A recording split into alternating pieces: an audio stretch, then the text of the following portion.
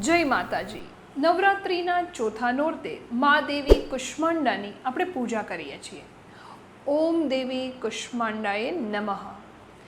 મા દેવી કુષ્માંડા આપણને આપણા બિઝનેસમાં ક્રિએટિવિટી અને ઇનોવેશન લાવવાની પ્રેરણા આપે છે।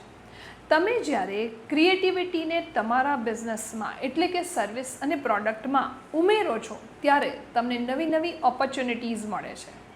તમે તમારી પ્રોડક્ટમાં કોઈ નવું સંશોધન કરો છો, નવી ટેકનોલોજી લાવો છો અથવા તો માર્કેટિંગની સ્ટાઇલ બદલાવો છો ત્યારે તમારો બિઝનેસ સતત માર્કેટમાં લાઈવ રહે છે।